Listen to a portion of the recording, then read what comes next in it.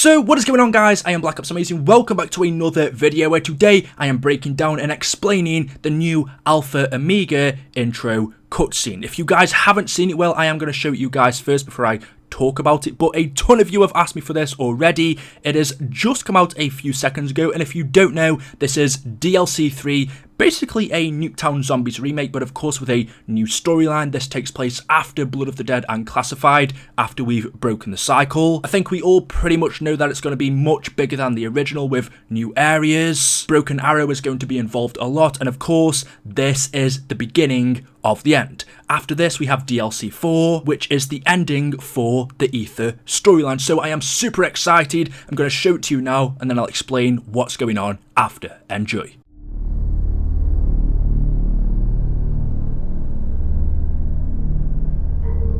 A little learning is a dangerous thing. Drink deep, or taste not the Pierian spring.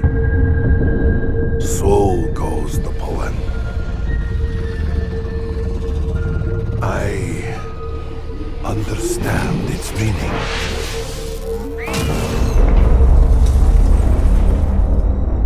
I have drunk so deeply that my every fiber aches with the pain of what has been,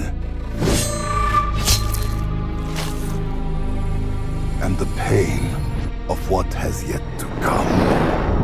I fear it may drive me insane.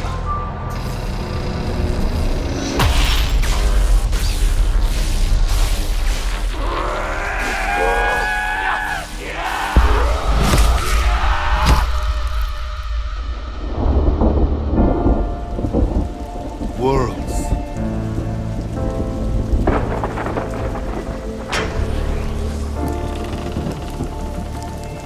Wars. Souls. All torn asunder by the journeys our madness has wrought. It is only now that I understand the path of bloodshed and sacrifice that lays ahead. And how such knowledge must have gnawed and clawed at the German's mind. I pity him. From this day on, it is my burden to bear. I know what must be done, and who must do it.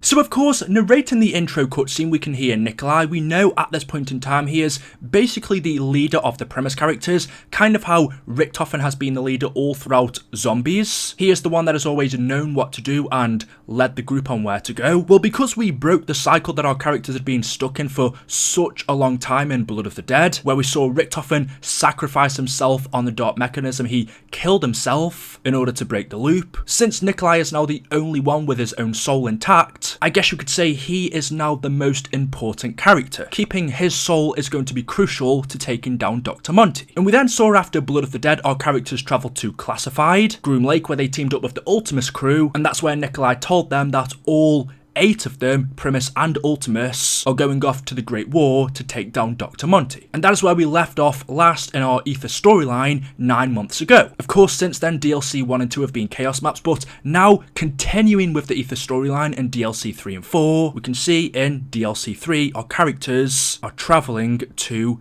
Nuketown Zombies. Why though? Well, let's find out. The cutscene starts off with Nikolai saying a little learning can be a dangerous thing. Drink deep or taste not the Pierian spring. And we can see as this is going on, the pages of the Chronorium are changing. We can see words disappearing. Because the cycle is now broken, the timeline is changing. And since the Chronorium tells whoever's reading this book, their past, present and future, it tells you everything about yourself, everything that you're involved with. Well, because the cycle is now broken, the future has changed, the pages in the Chronorium are changing as well. The timeline that our characters are involved with is now different. Their history, their future isn't what it once was. Of course, we can also see somebody's hand on the floor there and a British rifle, but we have already seen this image previously. And then as we progress through the intro just a little bit, we see Samantha standing on a mound, coming face to face with an apothecon. And that's when she turns into a total badass. She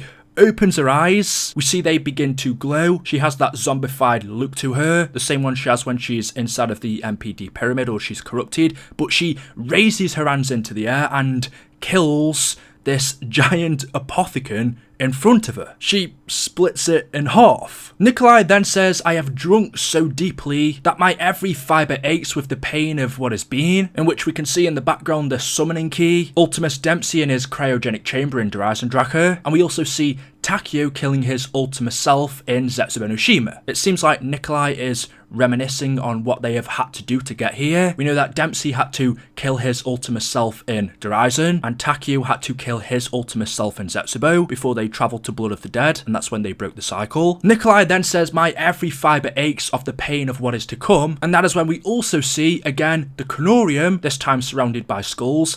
The pages are changing, which you would expect since the cycle is broken. However, what's odd about this is the fact that we see Nikolai, Takeo and Dempsey, their Primis characters, standing in front of Dr. Monty's house. However, we see Ultimus Richthofen. At this point, to us, this is weird because, of course, in Revelations, it was the Primis characters together, not Primis, Nikolai, Takeo and Dempsey and Ultimus Richthofen. We have seen in Classified, Primis and Ultimus have teamed up, but we haven't yet seen them travel to Argotha to Revelations to Monty's house. And yet we see even this changes because the characters disappear. We have actually seen this image about a year ago on a alternate loading screen that we got from Triarch, but it was never really explained. We had theories. The main one was that Primis and Ultimus will team up to defeat Dr. Monty at his house, which was kind of right because they are working together, but we haven't yet seen this scenario play out. Nikolai then says, I fear all of this may drive me insane, as we see an image of Samantha inside of the MPD. Again, we already saw this a couple of days ago. This doesn't look like the same MPD pyramid that we had on Moon because there are 3 real interfaces on the front, whereas on the original there was just one. So either this is a different MPD pyramid or it is the same. Of course, as we've seen already, it looks like Samantha is going to be playing a massive role in DLC 3 and 4. We've just seen her take down an apothecon, so it's possible that she'll be helping us to take down Dr. Monty. And then on the screen after, we see this, which looks like an underground laboratory. We have 2 scientists here on the computer. All of a sudden something goes wrong, and then it looks like because of this, as a result, a zombie outbreak happens. I can only guess that this facility belongs to Broken Arrow, since we know that they operated near the Nuketown testing facility. They had a base of operations here. We know that they were drilling near this location in order to extract element 115 from the ground. However, something went wrong. The drill exploded, causing the zombie outbreak that we saw in Nuketown. And so I'm guessing what we're seeing here is that playing out. Something going wrong with Broken Arrow. There was an explosion and it caused a zombie outbreak, the very thing that they were made to stop. Broken Arrow, if you don't know, was a group that was set up by the government to make sure that a zombie outbreak didn't happen. And well, we can see the total opposite happened because they actually caused one themselves. I'm guessing the reason our characters are here at Nuketown is to stop Broken Arrow. But moving on the next scene we see Dr. Monty. We then see the Shadow Man in his human form. We also see Peter McCain hanging from the ceiling where he hung himself from his parachute in Shino Numa. We see Misty, which, damn, she is looking good. We also see Samuel Stuhlinger on the floor kneeling, praying. We see Ultimus Richthofen just after he's teleported Maxis and Samantha away in the Giant. It seems like through all of this, as Nikolai is narrating it, he is reminiscing on the past, on all of the terrible things that have gone on. He says, worlds, wars, souls, all torn apart by the journeys of madness has wrought. We then, for the very first time, yes, we have seen it in memorials or paintings, but this is our first proper look of the Great War. This great battle that happened hundreds of years ago in 1300 between the Apothecons and the Shadow Man versus the Good, which were Primis, the Keepers, Pablo Marinus, the Wolf King, the Crusaders, and many more, all trying to take down the Apothecons and the Shadow Man. And here we get to see that war play out properly for the first time. On the next scene, we then see the children in the house, who are Samantha and Eddie, with Dr. Monty standing over them. This is important to remember because at this point, the child versions of Nikolai, Takeo and Dempsey don't exist. It is only Samantha and Eddie who are in the house. Samantha got put here just after Origins. Eddie got put here not too long after, but remember that the souls of Nikolai, Takeo and Dempsey aren't here because they were given to Monty in Gorod Karovi. Since Gorod Karovi hasn't happened, that means that their souls are still trapped inside of the key. It is only the two children that are in the house, as we can see here with Monty. And then finally we see more images of the Great War. You can see here the Keepers, the Apothicons, the Shadow Man in the middle. There are Mogwars. This is good versus evil in the Great War. The strange thing is, Primis are nowhere to be seen here. However, of course, it was just the four of them, and they didn't get involved until a little bit later. But we see them come together as they're fighting each other during the Great War, and Nikolai says, "It is only now that I understand the path of sacrifice and bloodshed that lays ahead, and how such knowledge must have clawed at the German's mind. I pity him. From this day on, it is my burden to bear. I know what must be done and who must do it. May they all have mercy on my soul." And that's quite sad because obviously Nikolai towards the end here is realising everything that Richthofen's had to put up with in his head all of this time. Imagine knowing all of this knowledge. Imagine if you had a Chronorium book for yourself and you knew your future, you knew everything that was going to happen, and a lot of it was bad. Surely, in your mind, knowing this, you are gonna turn crazy. But obviously you have to do it because it's the future. That's what the Chronorium says. And Nikolai, now that he's kind of taken Richthofen's place, he has the Chronorium, he is the one that knows everything. He's realising that actually Richthofen, the German, had to put up with all of this clawing away in his mind for such a long time, and now Nikolai's having to do it for himself. And towards the end, of course, he says, "I know what must be done and who must do it. May you all have mercy on my soul." Of course, Nikolai, being the only one with a soul, is the only one who can take down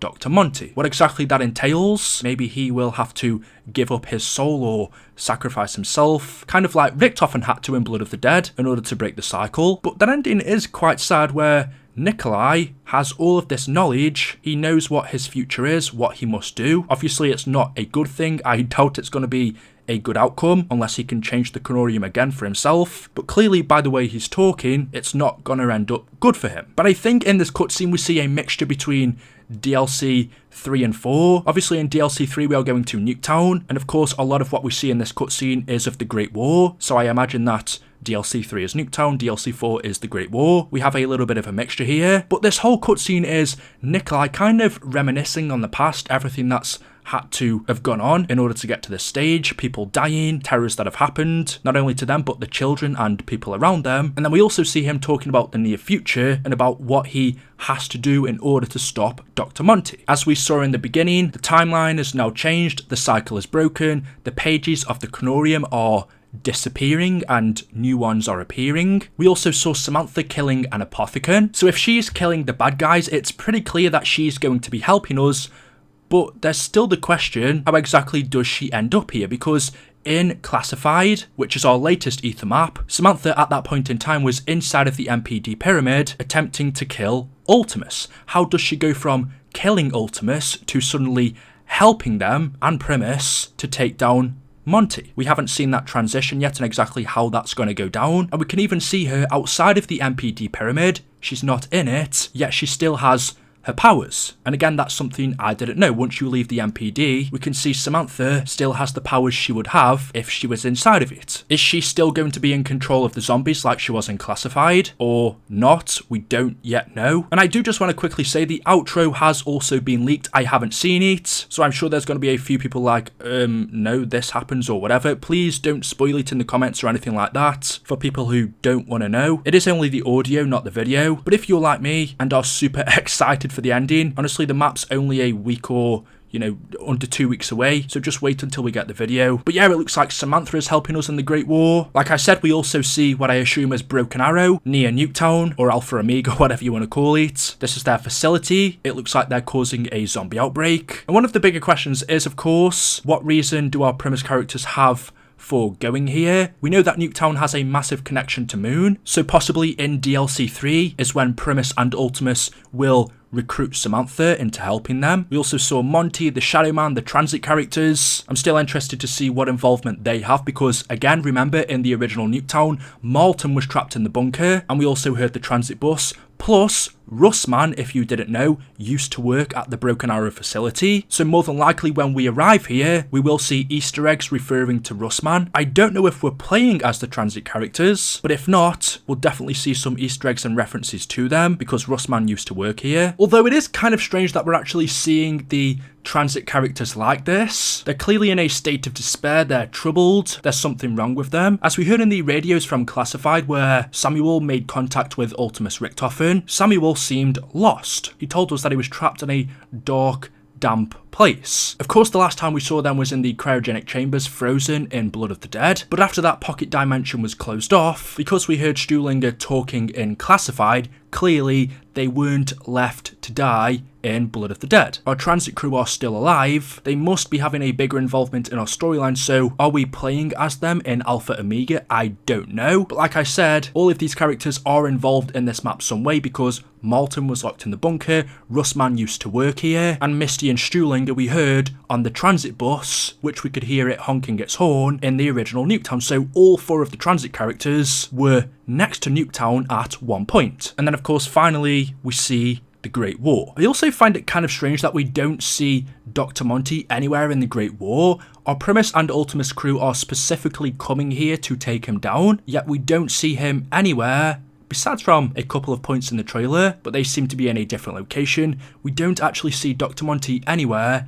in the Great War, which makes me wonder where exactly is he going to be when we get here, and also what involvement did he have in the Great War. Possibly Dr. Monty is there, it's just that we don't see him because, like the Shadow Man, he can also change forms as well. We know the Shadow Man can turn into an Apothicon, this alien-like creature. Possibly Dr. Monty can do the same, we just haven't seen that form yet, and he is here, just not in his human form, so we can't see him. So there we go, this was the intro cutscene for Alpha Omega. Seems like a little bit of DLC 3 and 4 mixed with each other. We see the Great War, the ending. Nikolai talks about what he has to do. He knows since he's the only one with a soul, it's pretty much up to him to stop Dr. Monty for good. So there we go. Thank you guys so much for watching. As always, hopefully you have enjoyed. If you have, you know what to do. Drop a like rating. Make sure you are subscribed to stay up to date with the latest videos on the channel. And of course, until next time, goodbye.